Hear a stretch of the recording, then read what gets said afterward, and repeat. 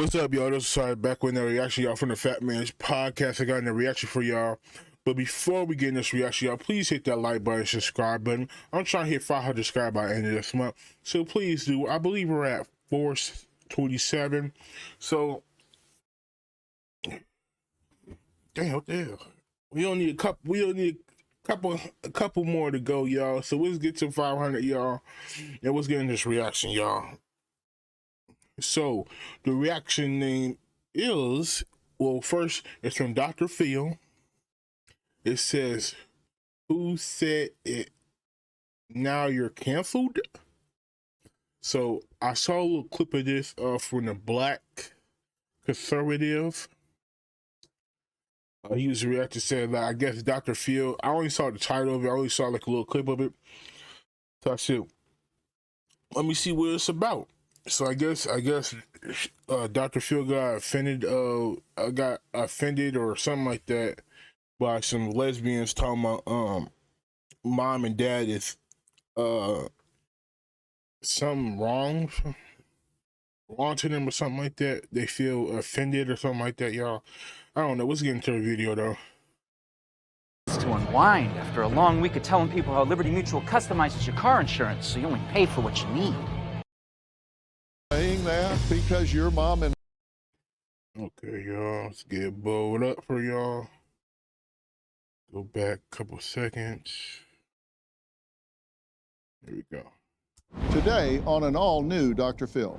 There are so many words and phrases on the do not say list. Mom and dad True. us because we are lesbians. Should I Hold on. list? Mom and dad, it kind of offends us because we are lesbians. Should I stop saying that because you're mom and mom? Master bedroom is where masters raped enslaved black women. Sometimes you should let things go, not take it personally. So when people tweet, "Why don't you shut up, you bald-headed hillbilly," I shouldn't take that personal? I remember thinking when I was a kid, what would happen if all of a sudden people could read our uncensored minds? Think about that. Marriages, friendships. Damn, his wife, like, god damn, she went too much with the Botox. Whatever the hell that is. Her, like, Business and government would not survive. Yet there are keyboard bullies on social media and judgmental finger pointers in real life who want to police every single word and thought they do not agree with. There are so many that are off limits, it's hard to keep track. For example, some say peanut gallery is now classist and racist. First world problem is also classist. Tone deaf is ableist. Mom and dad assumes traditional gender roles. Seriously? Students on college. y'all people so damn sensitive now these days. There ain't no way in hell. Peanut Gallery, come on now. First world problems, come on now. We all know first world problems definition from third world countries, second world countries. I don't know. You know what I'm talking about. Mom and dad. What? Sensitive ass people. There's some straight B words out here, boy. I'm not talking about y'all, but y'all know what I mean in general.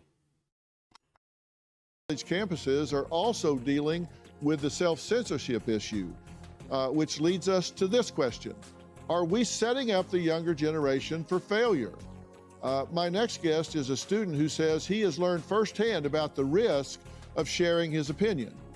Now, he believes he was censored by college administrators over anti-leftist and anti-abortion flyers his chapter of Young Americans for Freedom posted.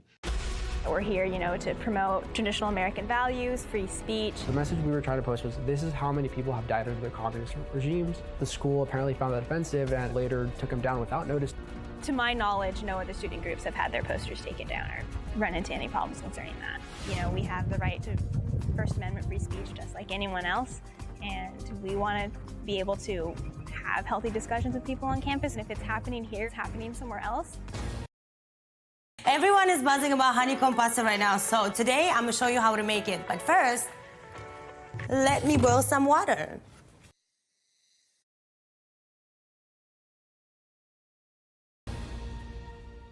Now, by the way, they got permission to post this from the administration before they did. They just didn't go around tacking up stuff that hadn't been approved. Correct, Alejandro? This was Correct, Dr. approved Phil. by the Yeah. administration. So the original flyers that we had up, which we were taking part in the campus-wide initiative project by the Young Americans Foundation for Freedom Week, in which we were celebrating the fall of the Berlin Wall. And we find it crucial that, so many of us just don't understand how important this day in history was when the East was free from communism, from repression. And we wanted to bring this initiative to campus and show students, what, on this day, the Berlin Wall fell. On this day, millions of people were liberated and no longer had to suffer under communist tyranny. So yeah, we had approval, we put them up, and later through emails obtained by the Young Americans Foundation through a FOIA, we found out that the staff got complaints by students, they found it offensive, and the faculty conspired together in order to suppress our speech and to move somewhere else. Okay, so you had them prominently on campus, and they had you move them to a fringe area on a kiosk where maybe a dog or cat walking by could see them. Yeah, so but they put you out on the edge. Yeah, they put us out in the middle of nowhere. So right now, students can only enter the college through like one door. And the free speech kiosk is located in like this middle of nowhere by the grass. The only thing we have out there, the only warm bodies that are out there are the school geese. And we say we have the most conservative geese because when we tack up on the free speech kiosk, they always get to see it. Yeah. But yeah, no students walk there. They told us go take it to the free speech zone or free speech kiosk, which is just this like rotting board that's in the middle of nowhere. Yeah, and you admit that some complained that the flyers were triggering to them, that bothered them. And is there some validity to that? So yeah, we have, through the FOIA emails, you can see that faculty members came up to certain administrators and say, hey, we have complaints from students saying that these posters are triggering, that these posters are offensive, and they were wondering if the school could take them down or if they were even approved in the first place, which they were. And I think it's kind of sad, if a student disagreed with what we were putting up, I wouldn't want them to complain against it. I would want them to, if they think we're wrong about our statistics, about our numbers, post something, post your own facts, post your own statistics, have a dialogue with us, come to one of our meetings and engage and say, hey, you know what, I disagree with what you're saying, here's why. We would love to have that. This is not the way that it used. Yeah, that's crazy that they did that, especially they put them in like unknown areas where people can't see them. That's what I'm telling y'all, these people that are so soft these days is just like, damn, I don't mind, like if you're left, right, I don't care what you are. I think you should be able to say what the hell you want to say and prove what you're saying too. Have a civil discourse with the other person. And that's what's wrong these days. But you can't have civil discourse, or you can't prove somebody wrong, or you know what I mean? Or y'all can, because conversation is good because you can learn from each other. Oh, damn, I didn't know that fact. Oh, damn, I'm going to look that up when I get home. Like some of the stuff y'all be saying up in the comments, like, damn, I didn't even know that. You know what I mean? So I do read all the comments, y'all. But yeah, that's crazy that they did that. And just people's sensitive these days, man. It's sad. Used to be, and everybody says our generation was tougher than this generation and tougher than that. But why are college campuses, comedians won't go to college campuses anymore? They say there's no sense of humor there. You're going to say something that's offensive to their sensibilities. You're going to get attacked by the cancel culture. Yeah. So I wrote a book called Unlearning Liberty back in 2012, trying to figure out why things were already not so great for free speech on campus. And I think that one of the things that happened was hyper-bureaucratization of universities. The expansion of the administrative classes way outpaced the number of professors. And I think the old guard of liberal professors and liberal, and I'm a political liberal, that were great on free speech started retiring. And I think that the lessons that a lot of these young people are learning from a very early age is that free speech is bad, essentially. And the thing that I find so funny about people trying to engage in the argument about what's going on campus is they kind of straw man it immediately into being just kind of like, oh, well, this is just what conservatives are complaining about. You know what? If you don't care that conservatives are getting in trouble on campus. And you should, but if you only care about liberals getting on trouble on campus, plenty of liberals get in trouble on campus. And what bothers me about this is because it's considered, it's like one of the things that you're not supposed to talk about on my side of the fence, that there is a problem. Liberals seem to be doing most of the complaining, but not all of the complaining. But we've got stats on that too. Right. What's happening that we can't have conservative and liberal speakers on campuses? People go see them or not. They can debate them or not. But why do we not have an open exchange of ideas on campuses now? I think we're conflating two things. Speakers, entertainers, and comedians coming to campus versus the everyday experience. The one place that every student has to go is class. A student doesn't have to go to one of Tommy's speeches or to a comedian's performance, but they have to go to class. Classrooms are the spaces where they're supposed to at least be the contestation and the debating of ideas. I don't think that we teach students well enough in classrooms how to have those kinds of debates. And I don't think that there are enough professors who make room for that contestation of ideas to then have a spillover into how students interact with each other outside of class when there is a speaker like Tommy or a comedian who comes to campus with whom they disagree. And why not? Why aren't professors? Yeah, I totally agree with what he just said. Like, it's like these teachers are not teaching you how to have a civil discourse with anybody. You just want to argue every point that they have. But civil discourse is one talks, okay, get their point across, and then you get your point across. And you be like, maybe I'm wrong. I'm gonna do this research. It was come back to it. You know what I mean? Now these days, they want to throw up boards and say, you're racist, you're this, you're that, you're whoever, da da da. You know what I mean? You just all that other stuff. You can't just have a debate with somebody. It's sad. You know what I mean? It's sad. Then we can't prove your point. You want to get mad. Just make your point stronger. It's like that, and that's what I'm fair. I'm fair on that. Like if you're a liberal, if you're a conservative, don't just shame the other person on what their viewpoints are. You know what I mean? Have a conversation. Maybe stuff that you're saying, oh damn, maybe he agrees with. And maybe they don't agree with. So it's like, man, I'm a fair person. I don't really care what you believe in. To be honest, I believe in my beliefs. You believe in yours. And I think we should all come together, you know what I mean? Professors talking about this. Why aren't they preparing? Because that's what's going to happen in the real world. Yeah, I think that in large part, here's higher education's dirty open secret. Most professors never learn how to teach in their PhD programs. In 2022, one could go through an entire PhD program and not take a single course on college teaching. And then suddenly one becomes a professor. So in many ways, professors cannot teach or model what they themselves have not been taught.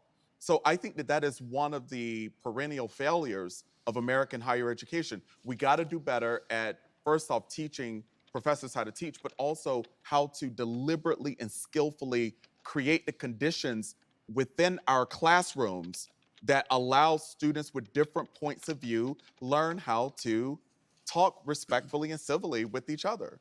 Well, if we were teaching that, then maybe the cancel culture wouldn't be so out of control. We have a graphic of words or phrases. Well, this dude's really smart. The black guy right here that was just talking, like he could really prove his, he could really say his point really good across. Like he's actually really good. I like that. I totally agree with what he was saying. I'm pretty sure most of y'all do too. But yeah, let's get back in the video. I'm sorry for smiling. That now the ass coming up, y'all. You can't say. Scott Jensen's plan will put lives at risk. His plan to ban abortions, it's unjust and it's not morally right. My daughter is as much of a person as anybody else is, and she has the right to make her own decisions. Scott Jensen should not be allowed to make decisions for my daughter. Thanks to Chase, Angie's not sweating this text since there's 0 overdraft fees if she overdraws by $50 or less. And Kyle? Well, he's keeping calm with another day to adjust his balance if he overdraws by more than $50. Overdraft assist from Chase. Make more of what's yours. You can't say that. I mentioned a few of them before, and I'm just curious. Some of these maybe are obvious, but if you know why some of these are on the list now. Mom and dad, I see why that would be up there. So why would mom and dad be up there? I have a daughter with another woman, and when it's being taught in school that, that's just the norm, that it's just mom and dad, it kind of offends us because we are lesbians, you know what I mean? We come from the community, and it makes us feel like we're not important enough to be called mom and mom or parents. So I don't give a what you do in your bedroom. I don't care what the hell your kid call you. It's normal to call your mom and dad because you come from a father and a mother, sir, ma'am, who the fuck you are. Ooh, sensitive as hell. Should I stop saying that? No, not because you. you're mom and mom? No, not you per se. I'm just saying as far as it's being taught. Me, anybody. If that was our experience, yours is mom and mom. I'm happy to say mom and mom, but why would mom and dad be on the don't say list? Why not add mom and mom? I get your point on that. Dad, but why is mom and dad offensive to your sensibilities? I mean, to be honest, because it's being taught to my daughter, and she doesn't have a father figure. She sees two mothers. And so every time she reads something that says dad in there, you can see a little bit in her eyes. It's like, well, what's going on over there? Why don't I have a dad? Well, where does she come from? She comes from man's sperm. So you can't say there is no father.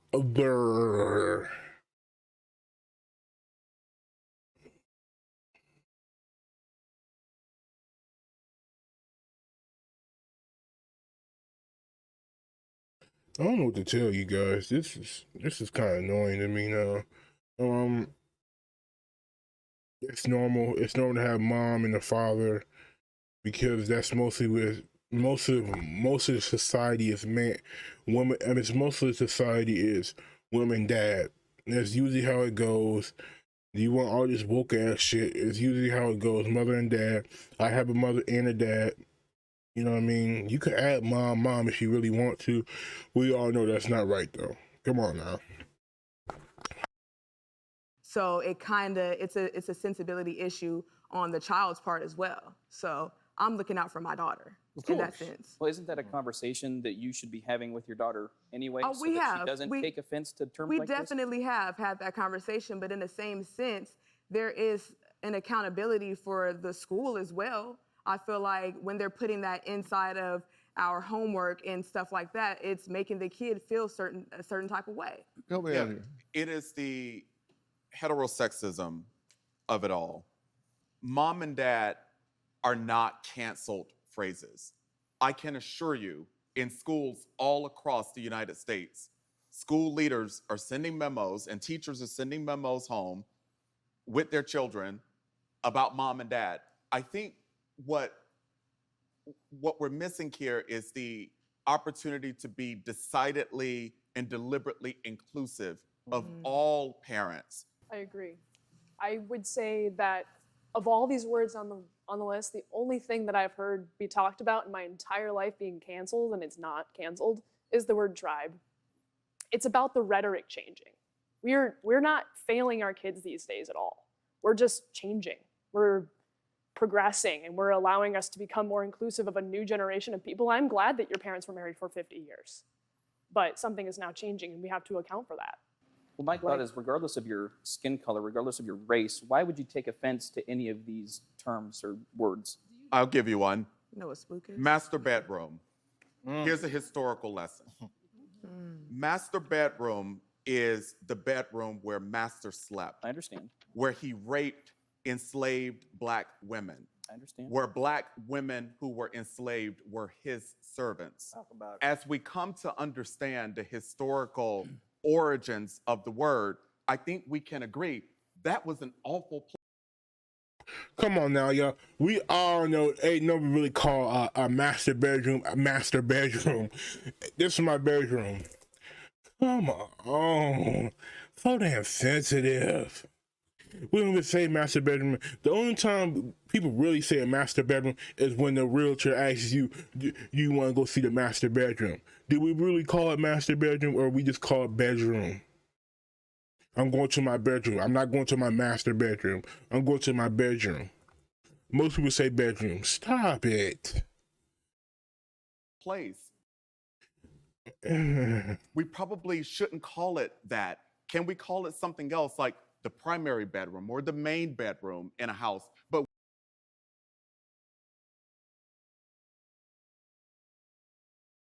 we don't want to call it the place where master raped my great-great-great-grandmother. I understand, but what my point I'm trying to make is that being offended by what somebody says or by a certain term is a choice that you make. You have a choice to not be offended. You have a choice to not let that affect you. But you also have the choice to not use the word. People are free to say whatever they want to say within reason, but absolutely, you're free to respond and react to that however you choose. And I think being offended by something is a choice that you make. You can choose to simply ignore the reference that it has and to not let it affect you and to not let it make you angry and to not let it make you sad. And to not true and easy. I mean, we had to deal with it most of our lives, and our grandparents getting called the N-word all the time. We had to finally be able to choose not to let it affect us, but it's hard. And, you know, it's really not politics that determines the outcome of a society. It's culture. It's never the politics. It's always the culture. And I think what needs to happen, you know, Tommy's talked about it, Greg has talked about it, Sean has talked about it, you guys have all talked about it. I think that we need to recognize that we need more communication, not less. And when we attack each other, that kind of dries up the conversation. We need to seek first to understand, and then second to be understood. Now, think about that. I literally have that in every syllabus, in every course I teach. See, the way you wear your hair, the way you think, it's just great minds go together. Do not assume you know what someone is thinking, wants, believes, or feels until you ask them. Tomorrow on an all-new Dr. Phil. A controversial approach to the nation's drug epidemics. Safe havens for drug addicts to use. This is a drug fest right here. There are needles in the streets. You're standing there with a paramedic while you're shooting up. Is that not enabling? Of course it is. Let me just say this. It does not encourage new users. Your program's enabling addiction and death. The only thing it enables is for people not to die. How about not doing it at all? That's tomorrow. All right, y'all tell me what y'all think. I like the speech at the end with what Dr. Phil said. I agree with. It definitely is I don't know about the culture thing, but it definitely we should have more communication. We shouldn't attack each other. We should always have civil discourse with everybody, with everything. I'm a fair person. I think you should have a fair right. I have a fair right to say what you want and a fair right for other person to say. But hey, y'all tell me what y'all think up in the comments, y'all. Please hit that like button, subscribe button. I'm trying to hit 500 subscribers by the end of this month, so please do just hit it like that. Bow, and share this with everybody that you see in the entire world. Just tell them to subscribe to the Fat Man's Podcast with Osiris. But y'all, that's the end of the video, y'all. I'll see you guys on the next one. Osiris out from the Fat Man's Podcast.